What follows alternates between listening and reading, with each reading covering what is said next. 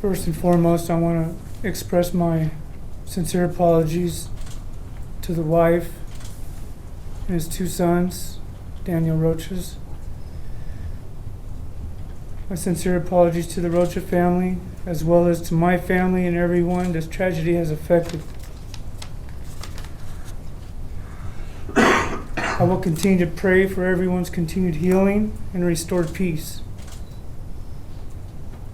I ask that you and everybody please forgive me.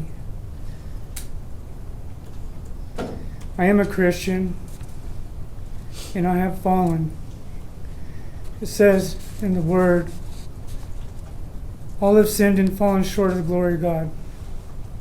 And I just ask that you just please remember that. Thank you. Anything else from the defense? No, Your Honor. Anything else from the state? No. So, first of all, I did not know Officer Rocha at all. Clearly, this was a conscious and deliberate decision, Mr. Ryder, that you made to take a human life on that day. And it was a brutal execution of an excellent police officer, and based on what I can see in the limited time on the video with you and what I read and what I heard, very good man also.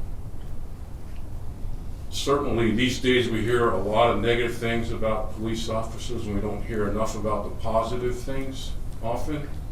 And certainly there's bad people in every job, in every profession. But everything that I saw and I read and I heard about Officer Rocha indicated that he was a good man and a good officer. And you took that away from the citizens of Everett, from the community as well. In reality, he seemed to come across like a 1960s beat police officer that used to walk the streets, and people in the community felt safe because the officer was there. They developed personal relationships with the people that were in their community, and they were close-knit. And that's certainly how he came across to me, especially hearing the testimony from the baristas and the other employees at Starbucks and how it affected all of them. In the video that he was in with you, he treated you professionally, he treated you respectfully, and in a certain way, at least the way it came across to me, almost in a folksy way, which I'm guessing is the way that he often communicated with people. There was no reason for you to make the decision that you made. I'm not exactly sure when you made that decision, but I'm sure there were times when you could have come to a different decision than ultimately taking his life. But you made that conscious decision. When I viewed the body camera footage, the first time that I saw it was for purposes of a hearing, so my focus was on something different. At trial, frankly, it was so far away I couldn't see it. But to me, the most telling thing was in the rebuttal argument from Mr. Langbeth, when he said that if the jurors watched the video closely, you actually grabbed the vest, pull him forward to shoot him in the head. While today, because you're going to serve the rest of your life in prison, there may be some more safety in the city, the county, the state, the country, because hopefully the drugs that you were selling will no longer make it to people that have impacted negatively their lives, probably caused the deaths of many people as well due to overdose or crimes related to the use of those drugs.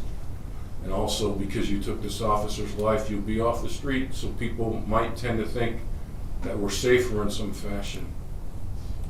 Unfortunately, I don't feel that same way, because I think that your actions on that day actually put us more at risk.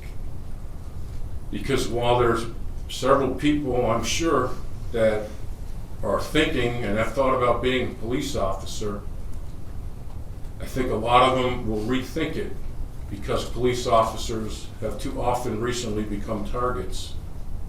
Why should they put their lives on the line? for so little pay.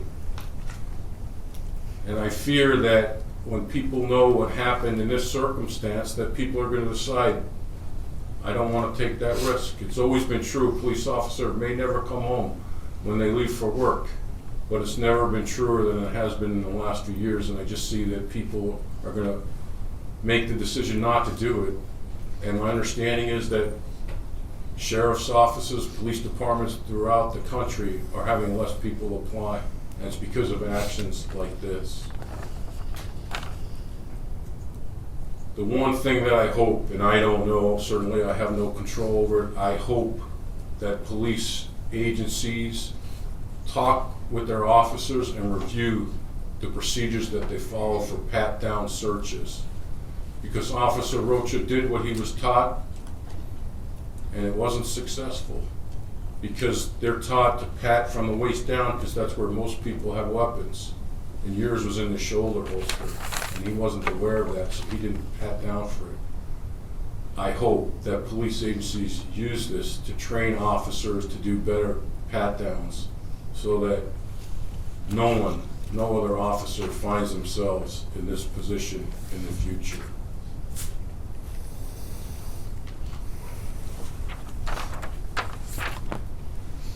You too, Mr. Rotter, were let down in a certain way because it was clear that you suffered from antisocial personality disorder for a number of years, and unfortunately, it led to this.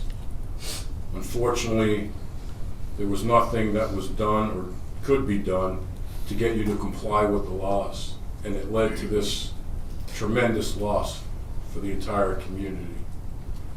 On count one, there is only one sentence that I can impose on the law, and that is life in prison without the possibility of parole.